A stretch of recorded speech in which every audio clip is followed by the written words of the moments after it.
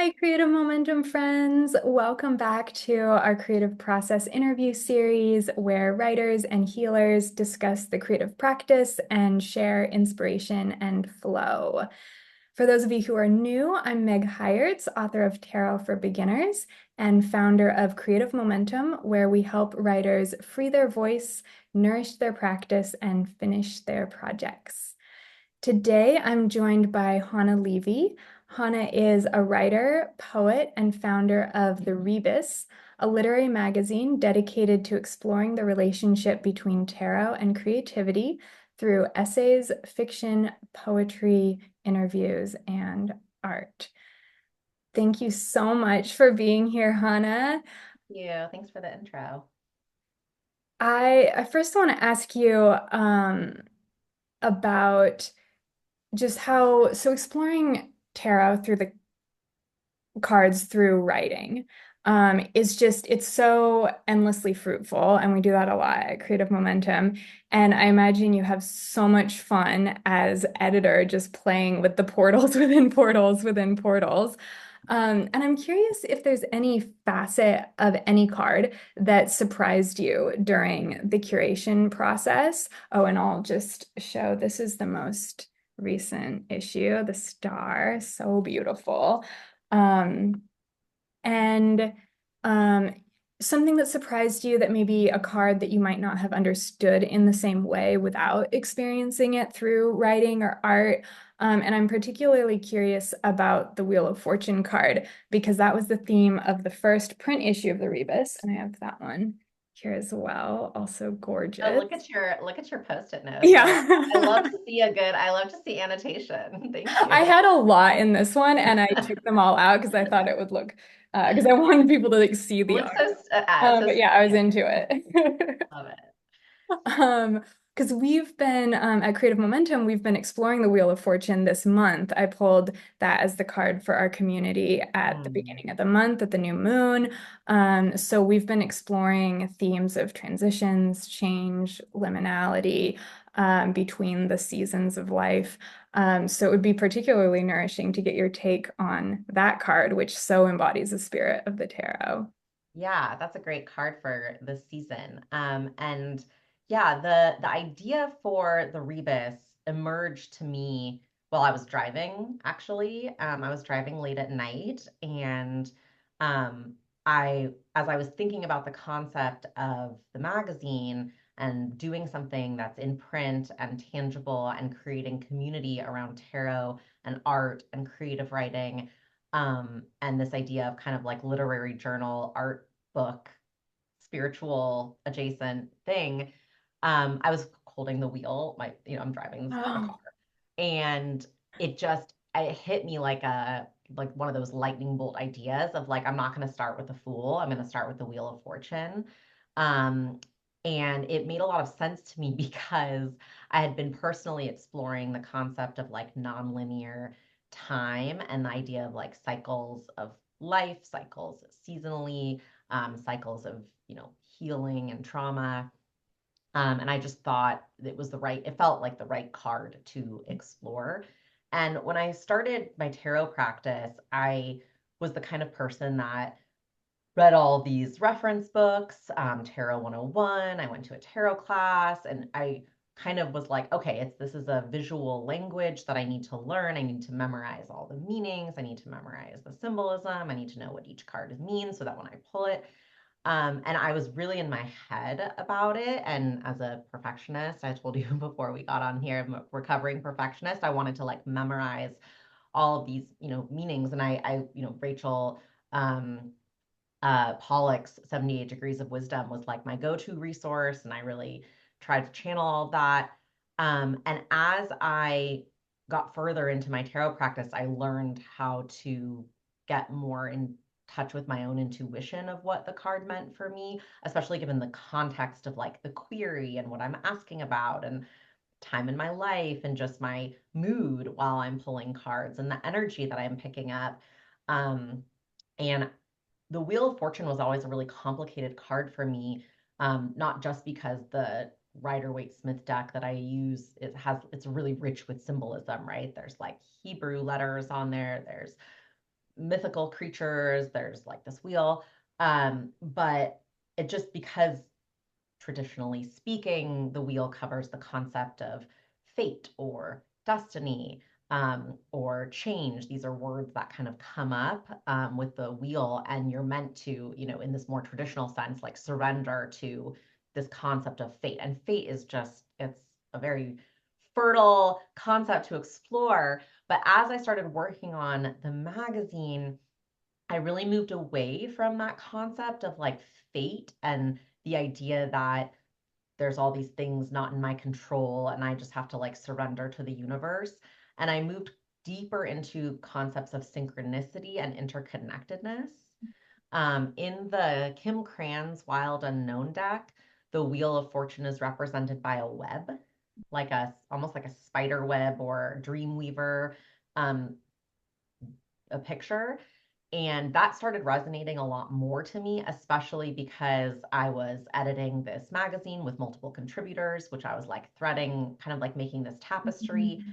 And I'm reading all these different perspectives, essays, and poems, and a ritual guide, and looking at tarot spreads. And I'm thinking about how the concepts relate to each other. And then just because of the nature of the magazine, with all these different ideas coming together about a single card, there was so much depth related to this concept of how we connect, how our ideas and energies connect as in community, and that the Wheel of Fortune is about thinking about where you are in that place of the universe. Like where are you on the wheel, where are you in the web, and what is around you, right? Not just your own the own stuff happening in your own life, like what's happening, the different cycles you're moving through, or what you need to let go of, or what you're fated for in that moment, but how you are relating to the people around you, the events that you are not within your control, the external forces put on you, the internal forces that you are taking action around. And it's in the connection and the relationship that I think reflection, it can be really rich and really powerful. Um, so that surprised me a little bit, and it didn't simplify the Wheel of Fortune for me. It maybe made it more complex, but in the complexity, I think there's a lot of beauty, and yeah, just a lot more to explore. So that, I don't know if that is helpful for the community or It what you're thinking about, so but is. That's, yeah, we're getting to the end of the month of that exploration, and that's such a beautiful like topping off of the exploration. And I love that idea that of just interconnectedness, and because change can often feel so isolating, but thinking of, okay, I'm just like in a new place of the web of interconnectedness. That's so beautiful. Thank you. yeah, and so when I pull the wheel now, it's kind of like, okay, what is happening that's out of my control? What am I reacting to? What is within my control? Who around me? Like, how do I resource myself? What part of the wheel am I on? Am I holding on really tightly? Is there more that I can release? These are the questions that I ask myself when I pull that card now, and I think about, sometimes I get the card and it's just like this reminder of like, you are not in control of everything. And so you have to think about how you want to relate to everything that's happening around you, and not just, it's not, I don't know, surrender, instead of being like, oh, well, I'm not going to care about this, or like, I can't change anything, or like, I'm powerless, like the powerlessness of fate sometimes. Mhm. It felt more empowering to me to think about it Mhm. that way. Yeah. Yeah. Um, Mm, this next question kind of touches on interconnection too, and how we relate to fate as well. So the Rebis is a not-for-profit magazine that commits to amplifying and centering underrepresented voices, paying artists and writers fairly for their work, and redistributing profits to social justice causes. So Hannah, your magazine's ethos really illustrates the interrelatedness of art, spirituality, and social justice. And in the latest issue, The Star here, um, you interviewed Alicia Epstein, the curator of Liberation Tarot, And in that interview, they say, my hope is that this deck can help us strengthen our muscles of radical, revolutionary, abolitionist dreaming, and that they seek to rewrite the visual vocabulary of power. And then in the Wheel of Fortune issue, Maria Minnis writes, we can't unlock a more equitable future without imagination. At this specific moment, all we currently know is all that we currently know. And when we only act upon what we know, we can fall into the trap of pushing for liberation within the same paradigm, structures, Mm. perceptions, processes that are the very things we're trying to free ourselves from. And a bit later, she says, our imagination is a muscle, and it becomes easier to integrate it into our anti-supremacy work when we make space for regular practice. So, Hannah, I'd love if you could tell us about how you experience the relationship between imagination, witchiness, and liberatory action. Yeah, it's a big question. And I love that you pulled Maria's quote and Alicia's quote as well, because they're so connected. And excuse me, without realizing it, um, I found that I keep picking cards that relate to the concept of liberation. And maybe that's just the theme of what's happening in the universe right now. And we need to start internalizing, like, what does it mean on a personal level? What does it mean on a collective level? But I guess as someone who returned to the concept of magic and spirituality as an adult, right? Like I felt it intensely as a child and as a teenager, and moved away from it a lot in my like later teenage years and adulthood. I kind of like swallowed it, hid it, um, just became disconnected because I entered into corporate America and was in kind of like survival mode, as many of us are. And I got really disconnected from my body, from myself, and therefore disconnected from the concepts of magic, from the concept of spirituality, and then had this like awakening, tower, dark night of the soul moment. And it reignited my interest in all of these things. And I felt like it was a return to all versus like one. So the idea that like capitalism wants us to be isolated, right? Like Western culture, the way we live, the way we are in relationship to other people romantically or platonically, the way we think about family and like the nuclear family, everything is meant to keep us in this mindset of like hyper individualism. And I believe I believe that liberation wants connection, wants us to be part of like a cosmic all, wants us to be greater than the sum of our parts. And so when I think about my personal magic, when I think about my personal spiritual practice, it is inherently erotic, it's very creative, and both eroticism and creativity relate to the concept of connection. It's the connection to self, it's connection to nature, Mother Earth, it's connection to others. Um, and so, yeah, I think long way of saying that I believe that taking action and practicing spirituality and practicing magic and practicing um, creativity, right? They're all it's syntax, but it's all for me part of the same world that I occupy. So as a writer, when I'm writing poetry, of course there's craft and there's technicality to the writing process. I'm sure you talk about this a lot in the community, but there's also that like more than thing that happens to you when you are fueled with creative energy. And I believe you cannot do that in isolation. Now, some people think that like in order to write a book or some great work, you have to like go out into the woods and like be alone. And I would argue that even if you do that, even if alone time is part of your writing practice, because it is part of mine too, is kind of like being a hermit, but there is still connection to nature, and there is still I need to fill up all of my cups from community first. Like I need to go to a museum by myself. That would say I'm in relationship with the art, with the artist, with other people around me in that space. So even if I'm alone that day, taking myself on a creative date, I'm still in connection to other forces.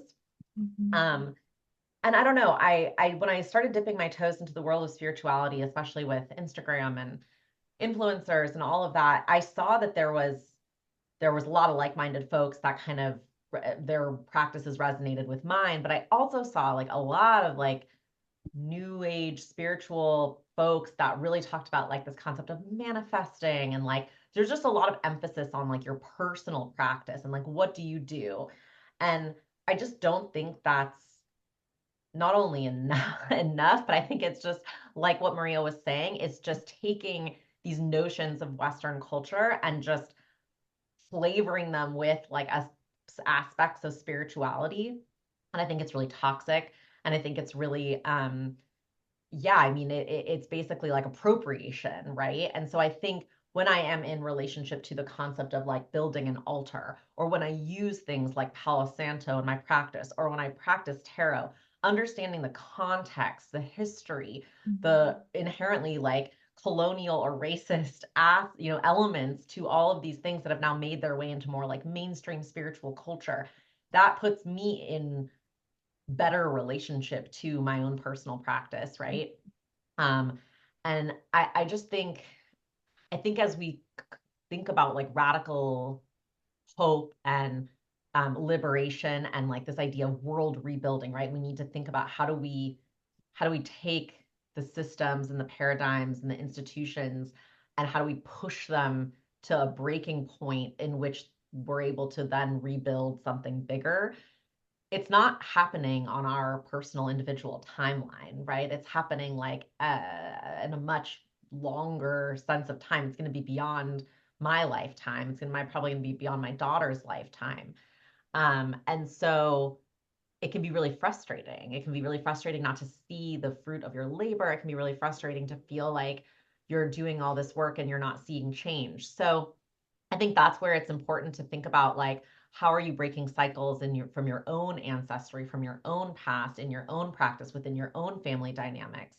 And so I think about my own personal practice, but I think about them as a as how they connect to the whole. So yeah, I am trying to on a personal level break from heteronormative relationship building structures. I'm personally polyamorous, so I have multiple partners. I'm kind of reimagining what the nuclear family means for me. I'm reimagining what my own spiritual practice means. Um, and I think that it all kind of adds up to this question of like what are our values, and then how do we try to really live those values as we move through society, and how do we bring other people along with us. So that's how I see it as all That's such connecting. an I know amazing the answer. long answer, kind of Love rambly, it. but like my own witchy, you asked about like imagination and witchiness and liberatory action. And I actually don't see them as separate things. I see them as inherently a part of like just how I show up in the world, and the kind of energy I want to give off, the kind of relationships I want to build. And starting the Rebis for me was like, I want to I wanted to make community out of tarot and literature and creative writing and art making. And I saw other people wanting to do it too, and the idea of bringing them together, but it didn't feel enough for me to just like, oh, cool, let's start a literary journal. I needed to think about like, well, who are the voices that we are going to be uplifting here? Who are we going to give a platform to?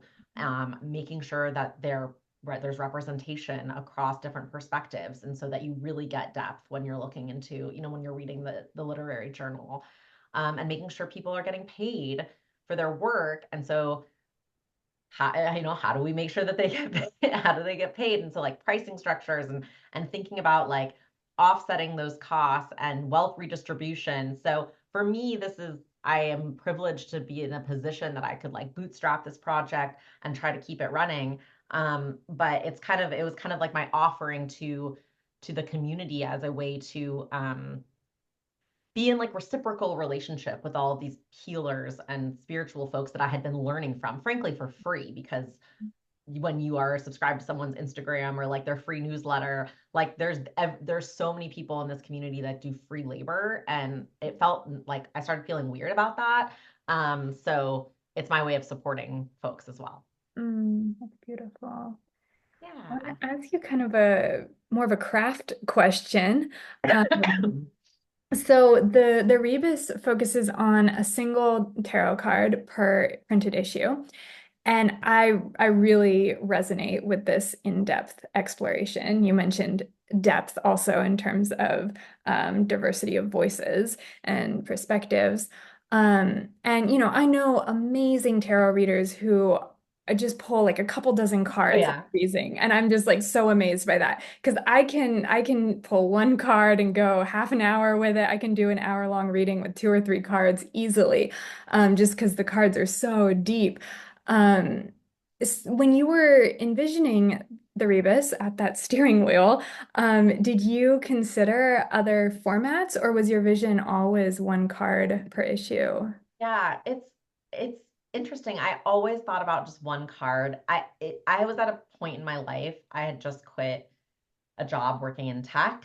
I worked for startups for many years in marketing, and speed and growth were like my two access points on a day-to-day basis. Like that was what I lived and breathed, was just like, how do I do everything I'm doing faster and how do I grow faster?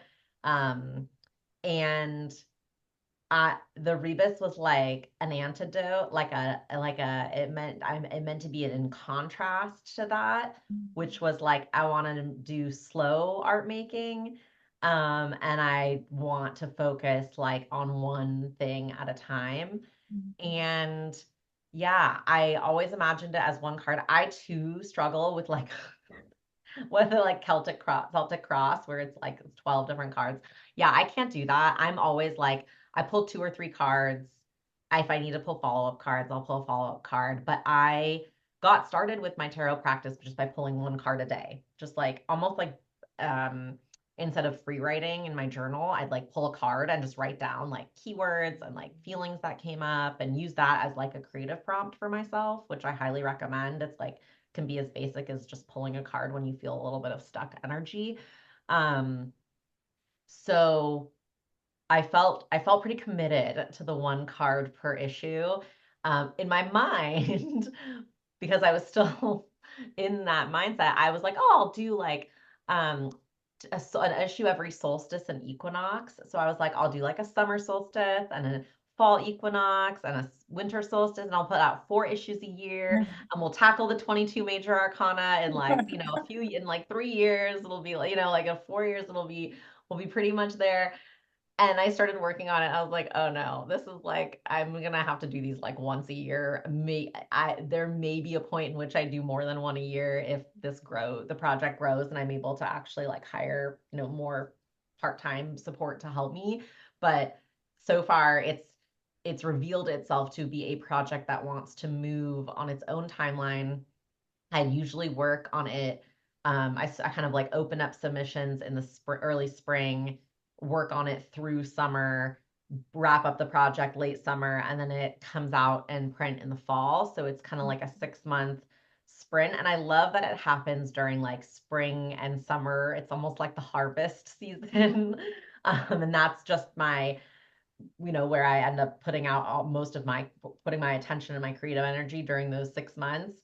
And then in the later half of the year, like right now, I'm doing my own work, focusing on my own stuff, and kind of more like in winter hibernation. Um, so yeah, I'm gonna experiment and play, I think next year with some different formats. I may do some like digital content a little bit more. I really wanted to get away from digital content when I was working in tech marketing. I was just like really sick of like newsletters and social media, and I wanted to create something like I could hold in my hands and read in bed. Um, but now that I've done that for 3 magazines, I'm kind of like, oh, I see value in digital content. I still see value there. And thinking about how to engage the community, and not just like go dark for a few months, would be helpful too, just because I think readers enjoy what we're doing and I would want to continue adding value. So we may do like a free mini digital issue next year. I don't know. I'm playing with ideas, but stay tuned. Yeah. Would you please share with our writers a little meditation? Sure. So when you sent me this question, I was like, oh, I like really sat with it for a long time. And as I was sitting there at my desk, I ended up closing my eyes and I just slipped into what is my kind of fallback, like creative meditation, which is like the five senses meditation. And so, because my body just did that by default while I was thinking about what I wanted to come up with, I was like, well, this is a sign that this might just be a really nice um, ritual for your community. So, this is a pretty basic um, meditation. It covers the five senses. It's what you smell, see, taste, feel, hear. You can do the sixth sense of like intuition or like magic or whatever word you want to use there.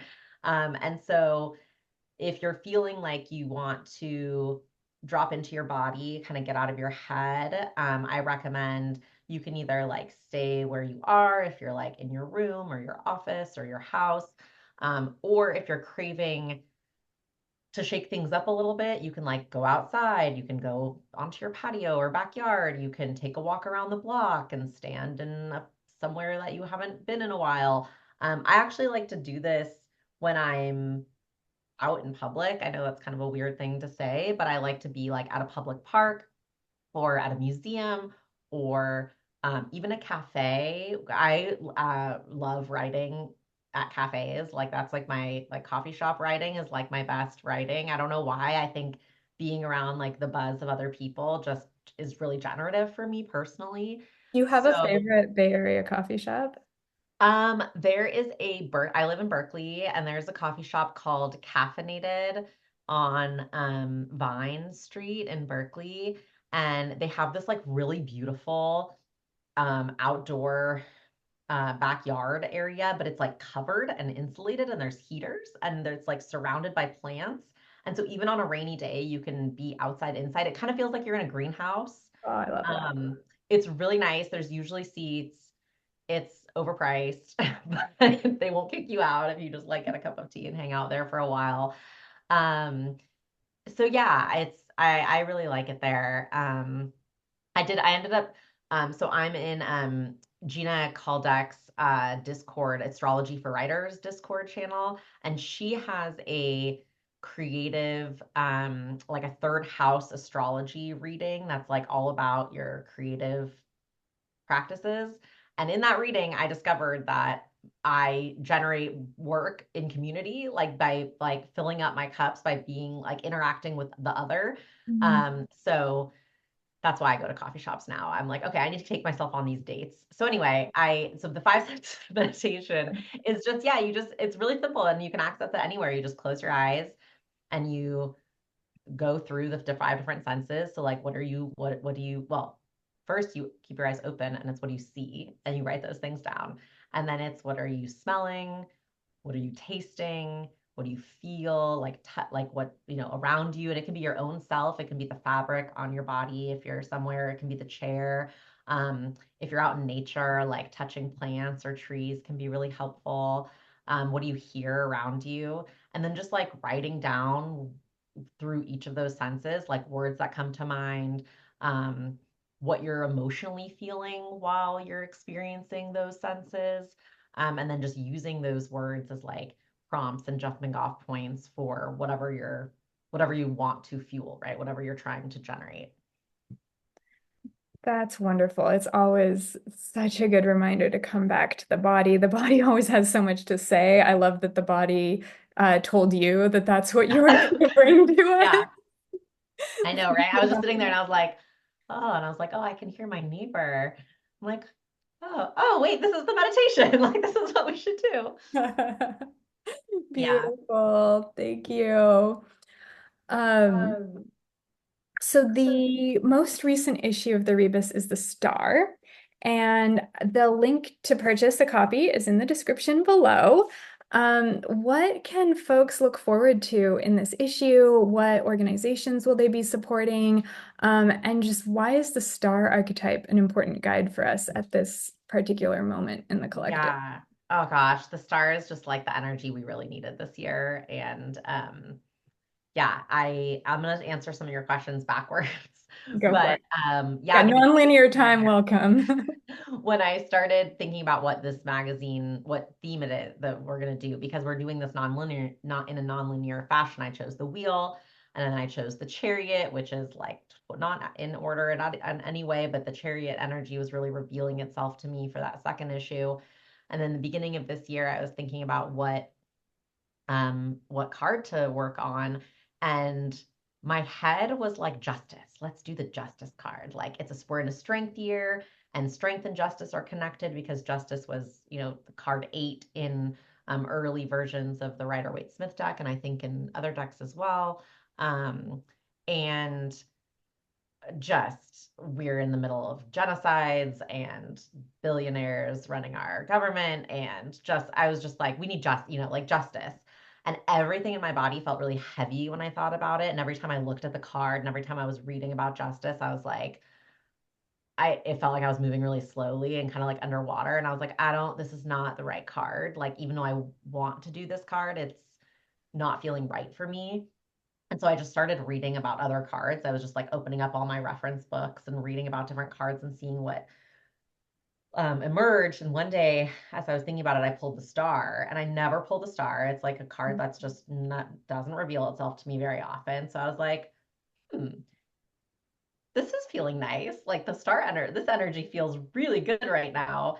Um, and I started reading everything I had on the star card, and I read Charlie Claire Burgess's Radical Tarot chapter on the star, and I was just like, yes, like we need to talk about radical hope. We need to talk about futurism. I wanted to get weird. I wanted to get experimental. I thought about speculative fiction. I was just like, not as a form of escapism from what was happening around me, but as a way to think about like what is supposed to come after the tower, because we've been in like tower years over and over and over again. And I was personally in feeling the tower, just lots of personal grief and yeah, chaos in my own life.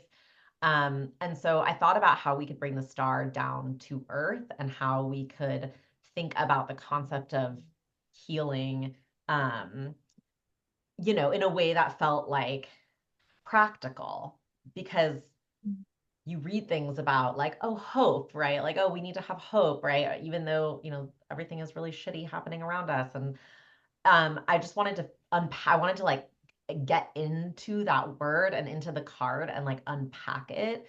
Um, so that was kind of like the why collectively this moment in time. It felt like an opening. It felt like an invitation to play. And that felt kind of like the energy that I wanted to live in instead of like justice and the tower and everything that was happening in, day-to-day political sphere. Um, and I ended up bringing Charlie on as the guest editor for The Star. They were just an amazing partner and collaborator in bringing this issue to life. And I felt so honored and total like I was fangirling over it, because really their book changed my relationship to the card, because they talk about hope as this this concept that is not like rose colored glasses. They talk about hope as being like emerging from the mud, as hope being like, tattered and worn down, and hope being this like way that you keep fire alive, and that how you take action from that place of rage and how you take action from a place of anger. And it's not hope is as this thing with feathers, this like beautiful, like hopeful adjective, but hope as like an action verb. And that's really what the publication is about. So, and there's so many different types of writing and art that you'll find in the publication. There's embodied healing practices, there's future world building and dreaming and speculative fiction. There's practical things that you can do. There's a ritual guide that offers a much richer meditation than I could ever offer. There's all these like tangible bases for hope, and I think um, we can't let go of the concept of hope just when even though things feel hopeless, and even though the outcomes of elections and things, wars and genocides that are happening, there's this feeling of like wanting to feel like helpless, like there's nothing I can do to change. Even voting isn't changing it, even donating isn't changing anything. And so it kind of explores that. And other topics that relate to the star that I think are just really pertinent right now are like trans liberation, gender transition, alternative ways of living. There's a recipe that's like an exercise in building alternative relationship structures outside the cis hetero nuclear family model, which I just personally found fascinating because of my own story. There is yeah, as I mentioned, like different speculative writings, short stories, and just kind of more experimental craft. There's Lane Smith is like this amazing writer and astrologer and tarot reader who wrote the book 78 Acts of Liberation, which is another really wonderful tarot reference book. But they wrote a short story that just blew my mind with like the way they approached it. So that's called We Are Money. So I recommend that. And yeah, it's it's it's kind of like there's personal narratives that weave together to make something um I think really relatable, which I think some people don't relate to the concept of hope right now. And so I hope that I was wanting someone to read this and think that they see themselves in the publication, that they see themselves as being hopeful as we like move into uncertain times and an uncertain future. Um, so yeah, that's the That's magazine. such a gift to us. Yeah. Everyone get the star. And Oh, I didn't where are the answer the funds question. going? I didn't answer your question about what organizations you support when you buy. So when you purchase from the Rebis, we take the money and we use it for printing costs and like operating costs, like shipping, printing costs, as well as we are paying our artists and our writers, as I mentioned. But there's three organizations that we've been supporting from the beginning. There are three organizations that I identified that had like I had a personal relationship to, and that I felt were good fits for just the energy of the publication. The first one is the Sogorea Land Trust. It's an indigenous women-led urban land trust that's based here in the East Bay.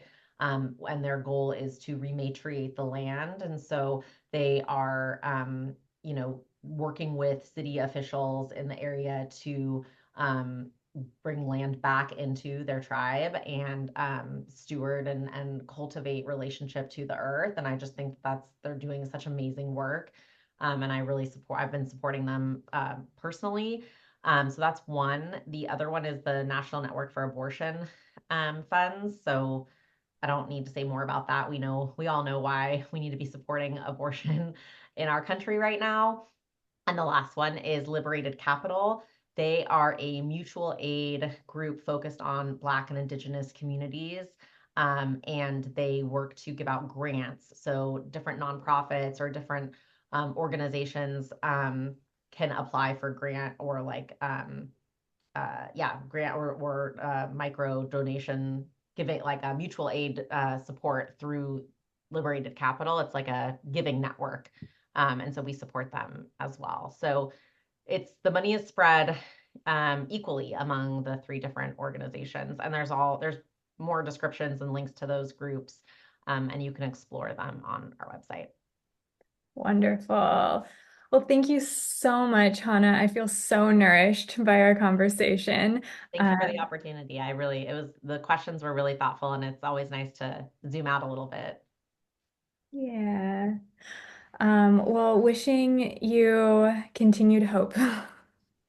Thank you. Yes. And to you, dreams and future future building. Thank you. Yeah. And thanks for all that you offer for the community as well. I think being in community, as you can sense from this conversation, is just going to be more and more important Mm, um, as it feels like things are fractured around us. And so the people who are leading communities and bringing people together, I think it's just such a healing art right now. appreciate that. Yeah. Well, happy creating, everyone.